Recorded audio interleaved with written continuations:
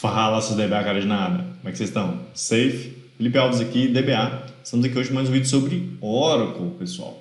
Novamente, nosso ritual padrão. Se você chegou até aqui e ainda não é inscrito no canal, peço essa força de vocês.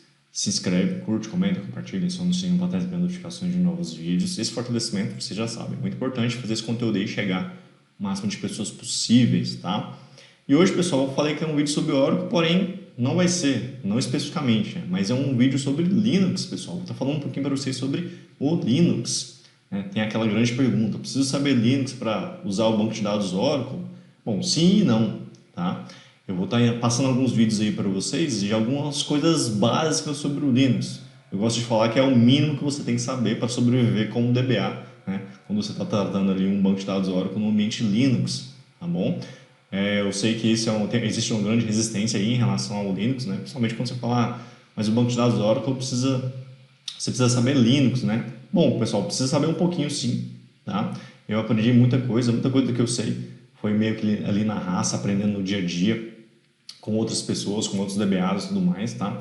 Então eu vou estar passando para vocês aí um básico, tá, pessoal? Não é nada aprofundado, mas é o suficiente para você saber ali manipular algumas coisas do Linux, para poder manipular algumas coisas do banco de dados também, tá?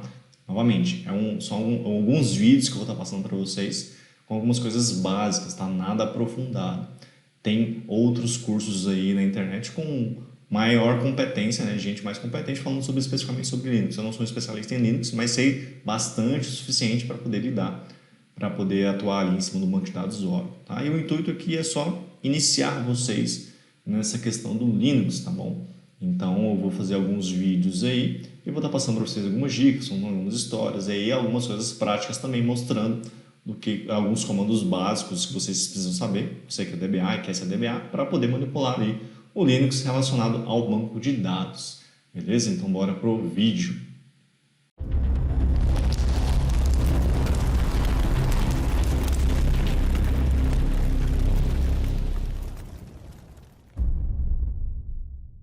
Bom, pessoal, vamos então aqui para mais uma aula aqui do nosso curso. E aqui eu vou estar falando para vocês um pouco sobre Linux, tá? Linux básico para DBAs. Essa aqui que é a parte 1. Essa vai ser uma sequência de aulas com 4 partes, tá? Eu vou estar contando um pouquinho da história do Linux e no fim, na parte 4, eu vou estar falando um pouco de comandos mesmo, comandos básicos para DBAs, tá, pessoal? Isso aqui é um aspecto importante, porque eu não vou estar aprofundando muito, tá? Vou estar falando para vocês o básico aí, em relação a Linux, tá bom? Por quê? Porque o mundo de banco de dados Oracle é voltado para Linux. Tem um sistema operacional específico chamado Oracle Linux, o qual a Oracle disponibiliza, né? E fez principalmente para poder instalar o SGBD Oracle, tá? Ele que é uma vertente aí do Red Hat. Então, Linux é uma coisa que você vai ter contato aí no decorrer da sua vida de DBA, não tem como, tá? E eu não sou um especialista em sistemas operacionais, tá, pessoal? Tudo que eu sei sobre Linux é da minha vida de DBA, aprendi bastante, tanto com pessoas me ensinando, tanto com dando um murro em ponta de faca mesmo, tá? Então, por isso que eu estou chamando de Linux básico e básico para DBA, tá? Tem cursos, né, mais completos aí na internet, pessoal, sobre Linux, tá bom? Muito mais completo do que todas essas informações que eu vou passar aqui para vocês. Então, né, quem se sentir à vontade para querer se aprofundar mais, recomendo procurar mais um outro curso aí. A ideia não é falar tudo sobre Linux, tá? É apenas aqui o básico para que você, como DBA, consiga, né, manipular aí o Linux e o banco de dados Oracle no Linux no seu dia a dia. Beleza? Então, que fique claro isso aqui, só para a gente poder entender, né, e gerenciar as expectativas aí de vocês. Beleza? Nessa primeira aula aqui, nessa parte 1 de Linux básico para DBA, eu vou estar falando um pouquinho da arquitetura.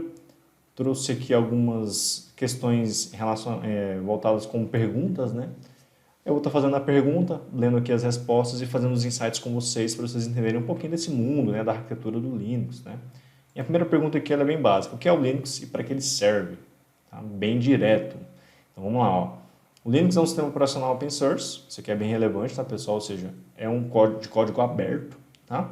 Um sistema operacional é o software que gerencia diretamente os recursos de hardware de um sistema, como CPU, memória e armazenamento. Então, ó, outra fase importante. É o software que gerencia os recursos de hardware, CPU, memória e armazenamento. Ele vai interfacear as aplicações com os usos dos recursos de hardware. Então, essa é a função principal do sistema operacional. Ó.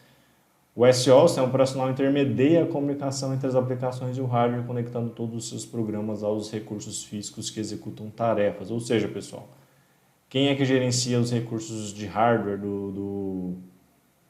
da máquina, né? É o sistema operacional. Quais recursos de hardware? CPU, memória e armazenamento. Basicamente são esses três. Tá? E se você instala uma aplicação no sistema operacional, é o sistema operacional quem vai fazer a interface das chamadas da aplicação para utilizar esses recursos de hardware. Tá? Então, existe essa interface, existe o sistema operacional no meio do caminho, tá? Para poder gerenciar isso. Então, é por isso que ele serve. Tá bom? E o Linux, né? Open source, pessoal, eu gosto de dizer que ele surgiu de uma revolta, né? Eu não lembro exatamente o criador da primeira versão Linux, acho que é o Linus Torvalds. Eu lembro da história que ele não estava muito satisfeito com a questão dos sistemas operacionais na época dele, né? Não tem essa questão do código aberto, para ele poder mexer e tudo mais. Aí ele pegou e criou o dele mesmo, tá? Sobre a licença de open source, para que qualquer um consiga manipular, alterar e usar da forma que é melhor e até distribuir, desde que seja com a licença open source também. Tá? Então, ó, esse aqui é um ponto bem relevante para a gente entender um pouquinho aqui, né, dessa parte da história, tá? Beleza, outra perguntinha, como que o Linux funciona? Vamos lá, ó. Pensa no sistema operacional como um motor de carro. Ele pode até funcionar sozinho, mas só teremos um carro se ele estiver conectado à transmissão, eixos e rodas, ou seja, o kit completo, né? Se o motor tem algum defeito, o resto do carro não funciona direito. Você já até deve ter passado por isso, né? Principalmente no Windows, né? Quando você abre um software dentro do seu Windows aí, de repente ele apresenta um mau funcionamento. O que o sistema operacional faz? Ó, estou encerrando esse software aqui porque ele está apresentando um funcionamento ruim. Para evitar a degradação do sistema todo, pessoal, o que o sistema operacional faz? Chuta aquele software. Chuta assim, né? Encerra ele. Aí você tem que descobrir o que aconteceu, tentar abrir de novo e tudo mais. Tá? Essa foi a analogia aqui. Tá? O Linux foi criado para ser semelhante ao Unix, mas acabou evoluindo e hoje é executado em uma ampla variedade de hardware, de smartphones a supercomputadores. Essa é uma questão interessante, né, pessoal? O Linux não é só usado ali até em servidores mesmo, ou em computadores pessoais, né? É usado também nos sistemas operacionais, ou nos dispositivos móveis, né? Como, por exemplo, né, o Android. O Android está aí, é uma vertente, né, do Linux. Então, vocês verem que vocês têm contato aí no dia a dia e às vezes nem sabem. Né? Todo o sistema operacional baseado em Linux inclui o kernel Linux, que gerencia recursos de hardware, e um conjunto de pacotes de software que compõem o resto do sistema operacional. As organizações também podem optar por executar o sistema operacional Linux em um servidor Linux. Tá? Então, esse kernel aqui é um ponto bem interessante, pessoal. É o core do Linux, tá? É o básico ali para o Linux rodar. Tá? É ele que vai gerenciar os recursos de hardware e tudo mais. Beleza? Então, o kernel, o Linux, é um ponto interessante aqui, um ponto importante. O sistema operacional inclui alguns componentes essenciais em comum, como as ferramentas GNU, entre outros. Ferramentas GNU, pessoal, as ferramentas GNU está muito voltado também com a licença, tá? Então, essas ferramentas são bem importantes. Com essas ferramentas, o usuário pode gerenciar os recursos do kernel, instalar outros softwares, definir configurações de segurança, desempenho e muito mais. Esse pacote compõe o sistema operacional funcional. Tá? Então, essas ferramentas que você vai poder gerenciar ali recursos do kernel. Né? Como instalar software, definir configurações de segurança, desempenho e muito mais. Né? A gente sabe que existe ali um pouquinho de resistência em relação ao Linux por causa da linha de comando, né? Mas existem algumas vertentes aí bem intuitivas, né? E que evoluíram bastante no sentido de facilitar para o usuário, né? Você ter interação com a interface gráfica e tudo mais. Essa gestão que está mencionada aqui do kernel é muito mais fácil nesses sistemas operacionais e podem ser um pouco mais complexas em outros, tá? Isso não é um problema. Como o Linux é um sistema operacional open source, as combinações de software podem variar conforme a distribuição desta solução. Tá? A gente vai falar ali mais para frente sobre distribuição, tá? Que é baseado em cima daquela questão ali do open source, né? Esse código aberto. Um outro aspecto aqui dentro da questão do Linux, né? O que é a linha de comando? Aí o que dá mais medo aí, né, galera? Mas o Linux eu tenho que mexer com linha de comando. Então, assim, tem um pouco disso, mas às vezes é uma coisa que você não vai conseguir evitar, tá? A linha de comando é o que dá acesso direto a um computador. É por ela que você comanda o software para executar ações de hardware, que as interfaces gráficas de usuário, as GUIs, de apontar e clicar não conseguem solicitar, né?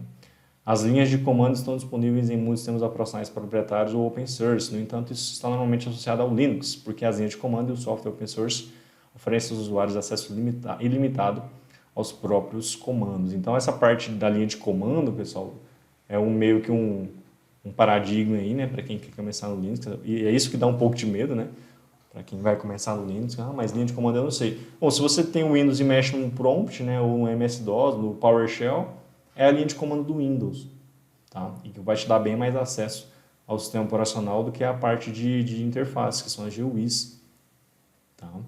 Então, essas linhas de comando estão disponíveis tanto em softwares proprietários, SEO proprietário ou SEO open source, né? O proprietário Windows como exemplo, open source as vertentes Linux, né? Mas geralmente linha de comando está associada ao Linux, né?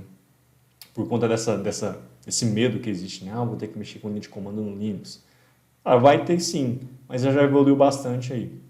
Já existem vertentes bem amigáveis para o usuário final, com as GUIs bem avançadas, tá? E com a linha de comando você tem um acesso maior, né? Aos computadores, ao hardware disponível, né? E aí, quais são os componentes, né? Essa é uma outra questão relevante. Quais são os componentes do Linux? Eu separei aqui os mais importantes, mas vão ter mais, tá? Mas basicamente é o kernel, né? O componente base do SO. Sem ele, o SO não funciona, o kernel gerencia os recursos do sistema e se comunica com o hardware. Ele é responsável pelo gerenciamento de arquivos, processos e memória, tá? É o core business do sistema operacional Linux, né, pessoal? Toda a vertente do Linux tem esse kernel, que é o core ali, o recurso mais baixo nível antes de chegar no hardware. É ele que vai gerenciar o hardware para você, tá? Tem também o espaço do usuário do sistema, a camada administrativa de tarefas do nível do sistema, como instalação de software e configuração. Isso inclui o shell, ou linha de comando, daemons, processos que são executados em segundo plano, e o ambiente da área de trabalho, tá? Cada usuário vai ter ali uma pasta, um acesso, né, ao sistema operacional, e esse espaço do usuário são as coisas que o usuário está executando. Então, todas as tarefinhas em foreground, background, daemons ou recursos de linha de comando, vai ter ali um usuário executando. E aí você tem as aplicações, os softwares. Um tipo de software que permite executar tarefas. As aplicações incluem tudo desde ferramentas de área de trabalho, linguagem de programação, as suítes corporativas com múltiplos usuários. A maioria das distribuições Linux oferece um repositório central, no qual é possível fazer pesquisas e download de aplicações adicionais. O que é isso, pessoal? É o software que você vai instalar, né? Que você vai estar instalando no Linux, tá? As versões mais modernas aí do Linux tem um repositório, agora tem um repositório dele próprio, né? Eu dou um exemplo aqui do Ubuntu, por exemplo, que é uma das vertentes Linux, que tem o seu próprio repositório de aplicações. Você pode ir lá e pesquisar por uma aplicação. Se já estiver disponível, é claro que você consegue fazer o download, tá? E aí, pessoal, na mesma dinâmica que o sistema operacional Linux trabalha com open source, as aplicações voltadas para Linux também tem que trabalhar, tá? Não tem como você não fazer isso, instalar um software sem ser da mesma propriedade intelectual, tá bom? Então, os três componentes principais, o principal deles aqui que eu menciono é o kernel, tá? E agora sim, o Linux e o open source, certo? O Linux é um sistema operacional open source gratuito, ou seja, código aberto, tá, pessoal? Disponibilizado sob licença pública geral, GPL, GNU, tá? Qualquer pessoa pode executar, estudar, modificar e redistribuir o código-fonte ou até mesmo vender cópias com código modificado, desde que faça isso sob a mesma licença. Tá aí porque que tem muita distribuição, né, pessoal?